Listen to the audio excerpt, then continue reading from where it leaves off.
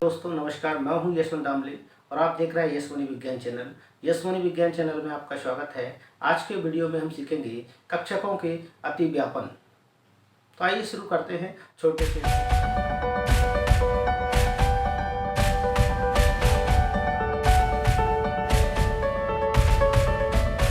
से इंट्रो के साथ।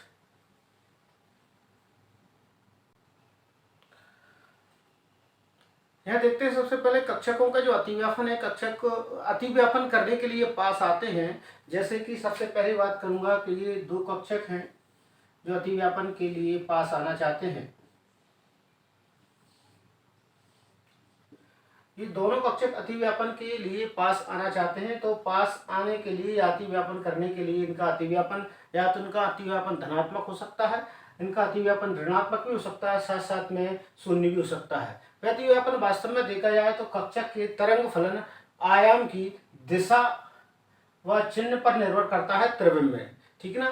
तो ये पॉजिटिव भी होगा, नेगेटिव भी हो सकता है और शून्य भी हो सकता है। ये तरंग फलन के आयाम पर निर्भर करता है, वो भी त्रिविम अवस्था में, ठीक। तो हम देख लेते हैं किस प्रकार से ये पॉजिटिव होंगे, किस प्रकार से नेगेटिव और किस प्रकार से शून्य होंगे। यदि वह तरंग फलन के आयाम, यदि तरंग फलन की यहाँ पर शून्य से ऊपर है और उनके पॉजिटिव भाग मिल रहे हैं, ठीक, अर्थात उनका चक्र, इलेक्ट्रॉनों का चक्रण सेम है, समान है इलेक्ट्रॉनों का चक्रण, तो उनका अतिव्यापन होगा वो धनात्मक की कैटेगरी में आएगा, अर्थात उनका अतिव्यापन होगा वो पॉजिटिव होगा। यदि उनका इलेक्ट्रॉनों का चक्रण इस प्रकार से है, समान है, तो उनका जो अतिव्यापन होगा वो कैसा होगा, धनात्मक होगा। और यदि तरंग फलन के नीचे की ओर डाउनवर्ड में जाते हैं और उनके यदि कक्षकों का जो अयुग्मित इलेक्ट्रॉन है वो विषम चक्रण वाला होता है, विपरीत अपोजिट चक्रण वाला होता है, अपोजिट स्पिन वाला होता है, तो वो नेगेटिव या ऋणात्मक अतिव्यापन कहलाएगा। यदि धनात्मक ऋणात्मक कुछ नहीं है और वो वास्तव में तरंग फलन की सीधी रेखा रूप में बीच में जाकर संयोजन करते हैं, तो वहां पर अपन कह देते हैं शून्य, ना तो पॉजिटिव में है ना ऋणात्मक में, तो इस प्रकार से हम उसे बोल देते हैं शून्य प्रकार का अतिव्यापन। इनके बारे में मैं डायग्राम के तौर पर आपको बता देता हूं किस प्रकार से। तो पहले देखते हैं धनात्मक अतिव्यापन कक्षकों का। तो धनात्मक अतिव्यापन किस प्रकार से होगा, यदि उनके पॉजिटिव साइन एक साइड है, एक तरफा है, तो उनमें धनात्मक अतिव्यापन होगा।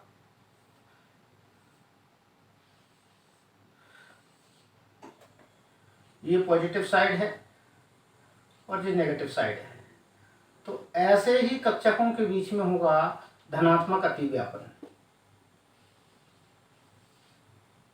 ये पॉजिटिव साइड, ये नेगेटिव साइड। तो इन कक्षकों के बीच में जो अतिव्यापन होगा वो वास्तव में देखा जाएगा तो धनात्मक अतिव्यापन होगा। यह देखेंगे आप तो ये आपको धनात्मक अतिव्यापन के रूप में दिखाई देगा। तो इस प्रकार का अतिव्यापन आपको धनात्मक अतिव्यापन के रूप में दिखाई देगा, ठीक। Px इस प्रकार का अतिव्यापन होगा तो धनात्मक अतिव्यापन होगा। अब दूसरे नंबर पर देख लेते हैं Px के बाद Py में थोड़ा सा झुका हुआ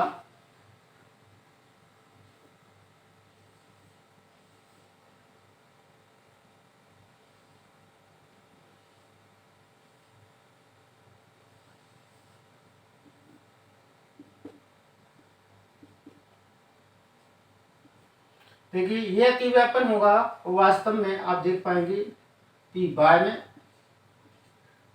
तो ये इस प्रकार से Py में अतिव्यापन होगा। ये भी एक प्रकार का धनात्मक अतिव्यापन है।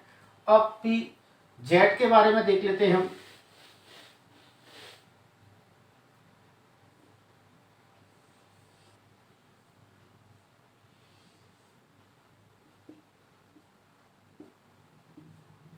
ये जो अतिव्यापन होगा PP के अक्ष के समांतर पर यहाँ पर देखेंगे तो वो अक्ष पर जो अतिव्यापन होगा इनका, तो जिसे हम कहेंगे आपको PZ में वास्तव में धनात्मक अतिव्यापन के नाम से हम इसे जानेंगे।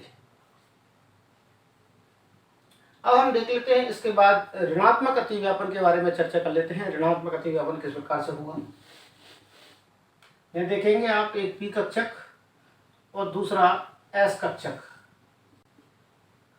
यहाँ पर अतिव्यापित हो रहे हैं, तो ये भी एक प्रकार का धनात्मक अतिव्यापन इसमें होगा।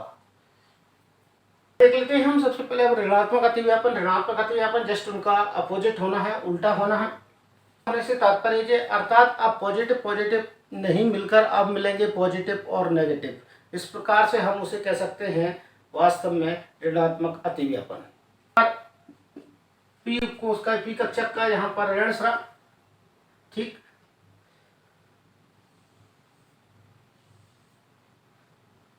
और यहाँ पर इसका पॉजिटिव। ये इस प्रकार से आप देख पाएंगे यह अतिव्यापन एक प्रकार से ऋणात्मक अतिव्यापन कहलाएगा। अर्थात इनके जो स्पिन रहेंगे इलेक्ट्रॉनों के वो एक दूसरे के विपरीत रहेंगे, अपोजिट में स्पिन रहेंगे, एक ऊपर की और एक नीचे की, अर्थात एक अप साइड में और एक डाउन साइड में स्पिन रहेगा। देखेंगे दूसरा इसमें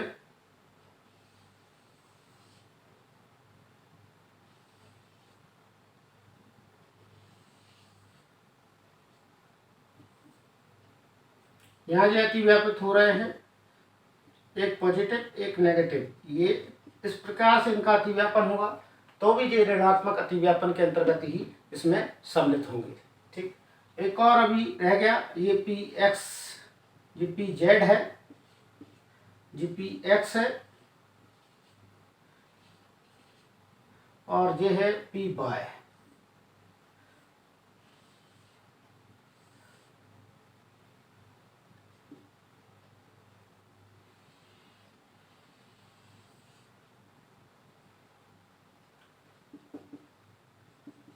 देखिए ये पी वाई का सरह, पी वाई कक्षक में अतिव्यापन है, तो ये भी ऋणात्मक अतिव्यापन के अंतर्गत ही इसमें सम्मिलित है, ये भी ऋणात्मक अतिव्यापन होगा। दूसरे प्रकार से कैसे हो सकता है, एक और कंडीशन है,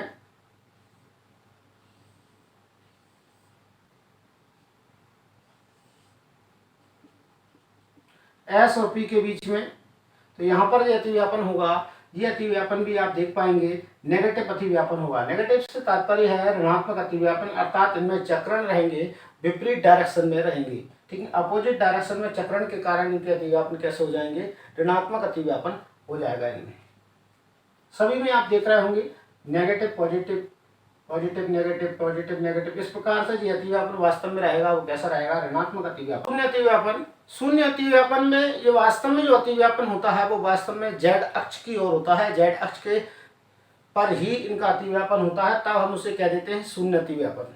यहाँ पी और एस के बीच में हम बता रहे हैं आपको, जेड अक्ष है और इस अक्ष पर ही यहाँ पर यदि अतिव्यापन होता है तो वास्तव में देखा जाए एस कक्षक है, इनके बीच में यहाँ पर अतिव्यापन आपको देखने को मिलता है। ये अक्ष पर अतिव्यापन इसमें होता है, ये पॉजिटिव और ये नेगेटिव पर इसे बोलते हैं। ठीक, और इस प्रकार की कंडीशन कहलाती है शून्य अतिव्यापन। एक और कंडीशन में आप देख सकते हैं जेड अक्ष के सापेक्ष चल रहे हैं ये सब, ठीक है, जो भी मैंने बताया आपको जेड अक्ष के सापेक्ष।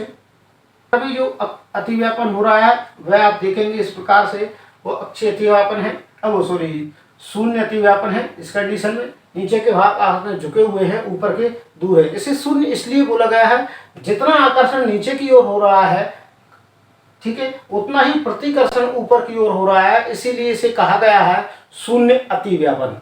शून्य अतिव्यापन का तात्पर्य यही है, जितना आकर्षण नीचे हो रहा है उतना ही प्रतिकर्षण ऊपर की ओर हो रहा है। ठीक, यहाँ भी ये शून्य क्यों हो जाता है, जितना ऋणात्मक में अतिव्यापन हुआ है उतना ही पॉजिटिव में भी अतिव्यापन हुआ है। यहाँ पर आपको देखने को मिलेगा जितना हमें अतिव्यापन ऋणात्मक भाग में देखने को मिल रहा है उतना अतिव्यापन हमें नेगेटिव पॉजिटिव भाग में देखने को मिलता है, उतना ही हमें अतिव्यापन नेगेटिव भाग में भी देखने को मिलता है। या यूं कहें जितना नेगेटिव में हमें अतिव्यापन मिलता है उतना ही हमें पॉजिटिव में भी अतिव्यापन देखने को मिलता है। इसीलिए इन दोनों का जो अतिव्यापन होता है वो शून्य हो जाता है। अब हम देखते हैं अतिव्यापन के प्रकार कौन कौन से प्रकार हैं। टाइप्स ऑफ ओवरलैपिंग, ओवरलैपिंग के प्रकार यहाँ पर दिए गए हैं। तो ओवरलैपिंग के प्रकार में सबसे पहले हम देखेंगे एस एस कक्षक ओवरलैपिंग, यह अतिव्यापन जिसे कहा जाएगा। सेकंड नंबर पर हम यहाँ देखेंगे एस पी कक्षक ओवरलैपिंग, फिर इसके बाद तीसरे नंबर पर देखेंगे हम पी और पी अतिव्यापन या ओवरलैपिंग। तो 3 प्रकार के ओवरलैपिंग देखने को हमको मिलेंगे और 3 प्रकार में यहाँ पर पी अतिव्यापन होगा वो 2 टाइप्स होगा। एक तो होगा, तो 2 प्रकार के यहाँ पर पी में 2 प्रकार के आपको अतिव्यापन दिखेंगे, कोएक्सियल और एक दिखेगा साइड वाइज। इसे कहते हैं समाक्ष या सब अक्षीय सम्मुख, ये कहलाता है पार्श्वीय अतिव्यापन। तो इस प्रकार से 2 अतिव्यापन हमें यहाँ पर पी कक्षकों के बीच में देखने को मिलेंगे। सबसे पहले हम एस एस अतिव्यापन के बारे में समझ लेते हैं कि एस एस अतिव्यापन है क्या और वास्तव में ये किस प्रकार से होता है। एस एस अतिव्यापन, इसके बारे में हम जान लेते हैं।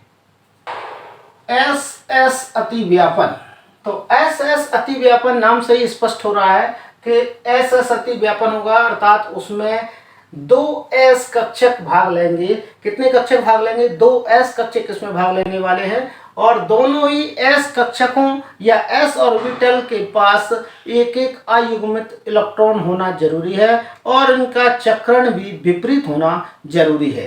ठीक है, तो एक एक ऐसे ऑर्बिटल्स पास में आते हैं, बाद में कक्षक, ऐसे कक्षक पास में आते हैं जिनके इलेक्ट्रॉनों का चक्रण विपरीत हो, जिनमें एक एक अयुग्मित इलेक्ट्रॉन हो, तब उनमें जो अतिव्यापन होता है वास्तव में अक्षीय अतिव्यापन होता है।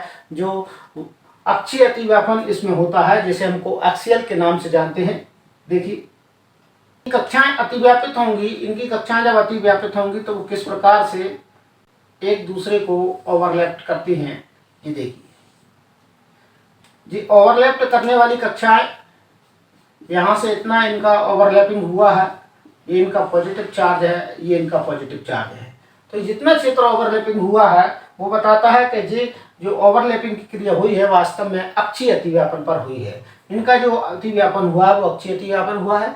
जब भी कोएक्सियल ओवरलैपिंग होता है तो यहाँ पर एक बॉन्ड बनता है जिसे हम बोलते हैं सिग्मा बॉन्ड। ठीक है, सबसे पहले जो भी बॉन्ड बनता है अतिव्यापन में एस में, तो हमेशा बनेगा, यदि एस के साथ में किसी का अतिव्यापन हो रहा है तो आप सिग्मा बॉन्ड जरूर मान के चलिए कि वहाँ सिग्मा बॉन्ड बना है। ठीक है ना, कोएक्सियल बॉन्ड जो अतिव्यापन होगा, ओवरलैपिंग होगी, उसमें आपको ये बॉन्ड डेवलप होता है वो सिग्मा बॉन्ड डेवलप होता है। ठीक, तो यहाँ पर जो एक्सियल अतिव्यापन हो रहा है, ठीक है ना,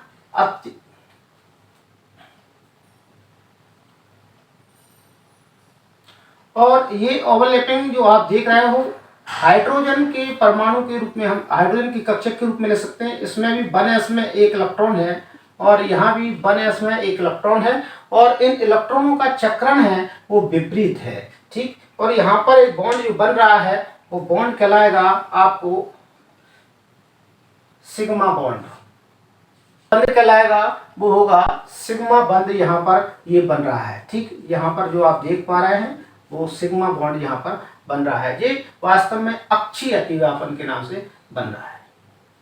ठीक है, और इसका मुख्य उदाहरण आप दे सकते हैं H2, हाइड्रोजन में ऐसा आपको देखने को मिल जाएगा। हाइड्रोजन का उदाहरण लेते हैं तो उनमें आपको ऐसा देखने को मिलता है। हाँ, बंद बन जाएगा, अतिव्यापन हो जाएगा। जब सिग्मा बॉन्ड बनेगा, अतिव्यापन हो जाएगा, तो कक्षकों की आकृति फिर कैसी हो जाएगी, नीचे देखेंगे कक्षक किस प्रकार से आकृति बनाएंगे। तो कक्षक जो आकृति बनाएंगे वो इस प्रकार से इनकी आकृति होगी। ठीक, यह पॉजिटिव चार्ज, यहाँ पॉजिटिव चार्ज, यहाँ इलेक्ट्रॉन घनत्व का मान सबसे ज्यादा होना चाहिए। वहां ये है सिग्मा बॉन्ड, यहाँ पर ये दर्शाएगा, ये कहलाएगा सिग्मा बॉन्ड। यहाँ पर जो बनेगा वो होगा सिग्मा बॉन्ड। तो इस प्रकार से एस में अतिव्यापन की क्रिया पूरी होती है। हम इसके बाद देखते हैं एसपी अतिव्यापन, समझ लेते हैं कि एस और पी में अतिव्यापन किस प्रकार से होगा। अतिव्यापन या एसपी ओवरलैपिंग। एसपी ओवरलैपिंग है क्या? एसपी ओवरलैपिंग में एक एस कक्षक और दूसरा पी कक्षक आपस में पास आते हैं और ओवरलैप्ड होते हैं। ये इस प्रकार से ओवरलैप्ड होते हैं। ओवरलैप्ड होने के बाद उनके भाग वास्तव में अक्ष पर ही अतिव्यापित होते हैं, या ओवरलैपिंग की क्रिया अक्ष पर ही होती है उनमें। और यहाँ पर इन कक्षकों में अयुग्मित इलेक्ट्रॉन होना जरूरी है, साथ साथ में अयुग्मित इलेक्ट्रॉन के साथ साथ इनका चक्रण भी विपरीत होना जरूरी है। तो इसमें एक एस कक्षक और एक पी कक्षक दोनों के बीच में यहाँ पर अतिव्यापन होता है। एस कक्षक और एक पी कक्षक, एक एस कक्षक और पी कक्षक के बीच में जब अतिव्यापन होता है तो आप यहाँ पर देखेंगे किस प्रकार से इनके भाग अतिव्यापित हो जाते हैं या ओवरलैप हो जाते हैं।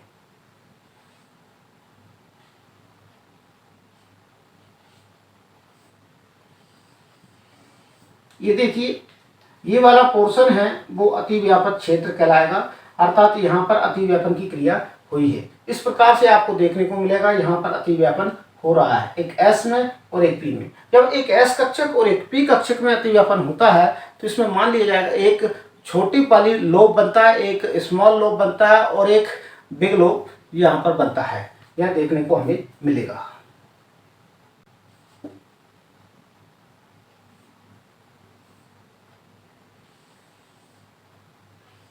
ये देखिए आप, जो स्ट्रक्चर दिख रहा है इसमें आपको दिखाई दे रहा है, एक आपको संरचना बड़ी दिखाई दे रही होगी लोब, और एक छोटी लोब आपको दिखाई दे रही होगी। ये बताता है एसपी अतिव्यापित। यहाँ पर आपको एसपी अतिव्यापन हो चुका है।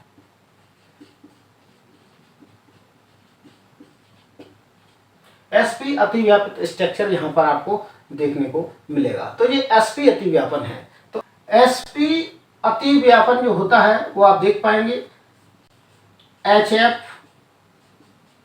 HCl, H2O, NH3। तो इन यौगिकों में आपको एसपी अतिव्यापन देखने को मिलेगा। उदाहरण के रूप में जब मैं आपको वास्तव में संकरण पढ़ाऊंगा तो उनमें मैं आपको साथ साथ में इनके उदाहरण देकर भी आपको समझाने का पूरा प्रयास करूंगा। ठीक है, एसपी अतिव्यापन को डिटेल में मैं आपको, और मतलब किस प्रकार से कक्षक अतिव्यापित होते हैं उसे डिटेल में देने का बात करूंगा। अभी मैं केवल आपको अतिव्यापन पढ़ा रहा हूँ, ठीक, उनके उदाहरण देकर मैं अभी आपको नहीं बता रहा हूँ। जब संकरण पढ़ेंगे तो मैं आपको उसका उदाहरण बताऊंगा, नेक्स्ट वीडियो में आएगा।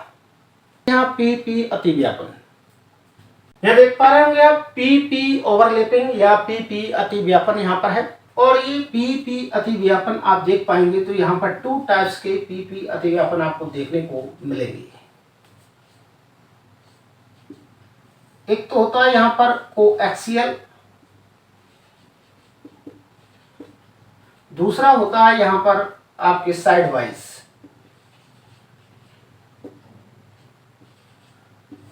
ये एक तो होगा कोएक्सियल, दूसरा होता है साइड वाइज या लेटरल भी आप इसे बोल सकते हैं, ये लेटरल भी आप इसे कह सकते हो, अर्थात जिन्हें हम कहते हैं अक्षीय हिंदी में जाने तो, और इसे कहते हैं पार्श्व।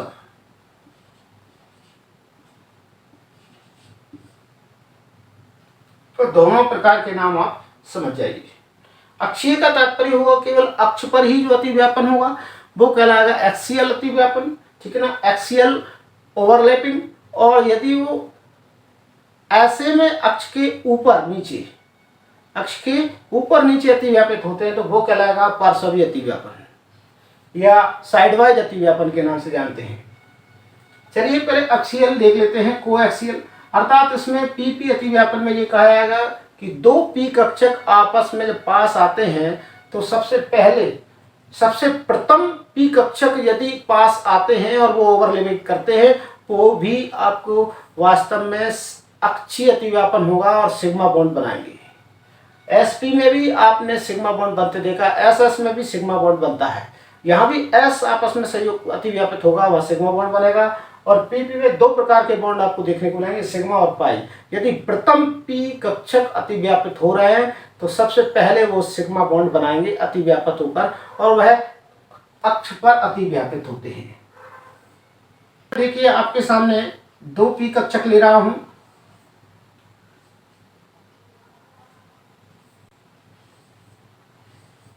ये 2 पी कक्षक हैं,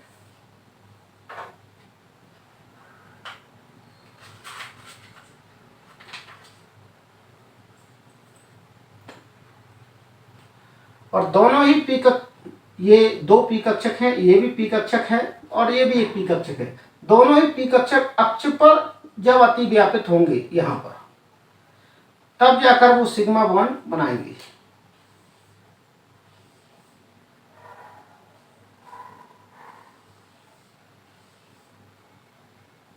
ये देखिए यहाँ पर ये इनका अतिव्यापन हुआ है, वहां पर आप देख पाएंगे यह बना है सिग्मा बॉन्ड। यहाँ पर सिग्मा बॉन्ड का निर्माण हुआ है, ये अतिव्यापन हुआ है। अब इनके बाद इनकी कंडीशन होती कैसी है, इसके बाद इनकी कंडीशन आप देख पाए तो किस प्रकार से इनकी कंडीशन होगी, ये आप देख लीजिए कि 2 पी कक्षक जब भाग लेते हैं तो उसके बाद इनकी संरचना किस प्रकार से बनती है।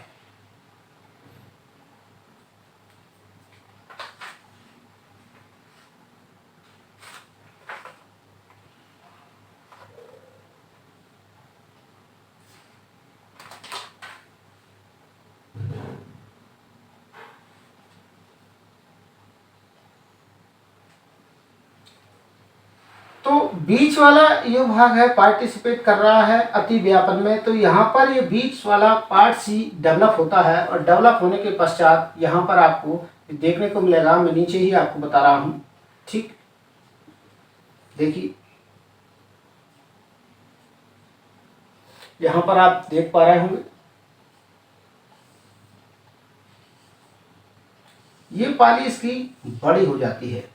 ठीक, बीच वाली पाली यहाँ बड़ी हो जाती है, ये वास्तव में सिग्मा बॉन्ड की ओर इंगित करती है कि यहाँ पर जो बॉन्ड बन रहा है वो सिग्मा बॉन्ड बन रहा है। यहाँ पर जो बॉन्ड बन रहा है वो कौन सा बॉन्ड बन रहा है, सिग्मा बॉन्ड यहाँ पर बन रहा है, यह आपको दिखाई देगा। ठीक, तो इस प्रकार से आप यहाँ पर ये समझ सकते हैं कि ये पी पी बॉन्ड है। ठीक, पी पी अतिव्यापन है, सॉरी। अब हम देख लेते हैं पार्श्व अतिव्यापन की बात करेंगे, तो पार्श्व अतिव्यापन को समझ लेते हैं। पार्श्व अतिव्यापन में 2 कंडीशंस हैं, एक तो पी वाई और पी एक्स में ये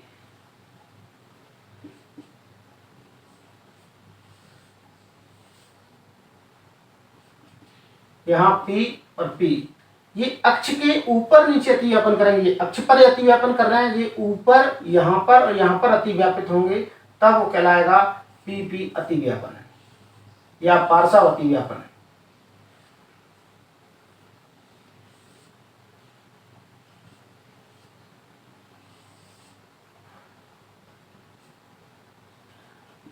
ये क्षेत्र जो ओवरलैपिंग वाले क्षेत्र है, जो वास्तव में पार्श्व अतिव्यापन की ओर संकेत करते हैं। और ये पार्श्व अतिव्यापन के बाद इनका जो डायग्राम होता है वो उनके अक्षीय तल के ऊपर इनके लोब होती हैं। ठीक, एक लोब ऊपर की साइड होती है और एक लोब इनके नीचे की साइड में यहाँ पर देखने को हमें मिलती है। आप देखेंगे पार्श्व अतिव्यापन में अक्ष के ऊपर नीचे साइड पर अतिव्यापित हो रहा है, ये अतिव्यापित, तो अक्ष के ऊपर और नीचे साइड पर ही हमें यहाँ पर ये दोनों लोब देखने को मिलती हैं। इस प्रकार से अक्षीय अतिव्यापन के भाग हम पढ़ चुके हैं और साथ साथ में पार्श्व अतिव्यापन भी हम यहाँ पर देख चुके हैं। आज का टॉपिक यहाँ पर कंप्लीट होता है। ठीक है, जो मैंने अतिव्यापन के बारे में आपको बताया है, अतिव्यापन के प्रकार पढ़े हैं। कल अगले टॉपिक में हम मिलेंगे संकरण में, तो हम इसे और ज़्यादा डिटेल में देखेंगे। संकरण के साथ में कक्षकों के अतिव्यापन तथा उनके स्ट्रक्चर्स हम यहाँ पर देखेंगे। ठीक, यदि आपने मेरी पिछली वीडियो नहीं देखी है तो उनका लिंक मैं आपको डिस्क्रिप्शन में दे दूँगा, वहाँ से आप देख सकते हैं। ठीक, और हर बार की तरह कहना चाहूँगा, यदि आपको वीडियो अच्छा लगता है तो वीडियो को लाइक जरूर कीजिए। ठीक, और दोस्तों के साथ में शेयर कीजिए। यदि आप मेरे चैनल पर नए हैं और अब तक आपने मेरे चैनल सब्सक्राइब नहीं किया है तो प्लीज़ सब्सक्राइब बटन को प्रेस कर दीजिएगा।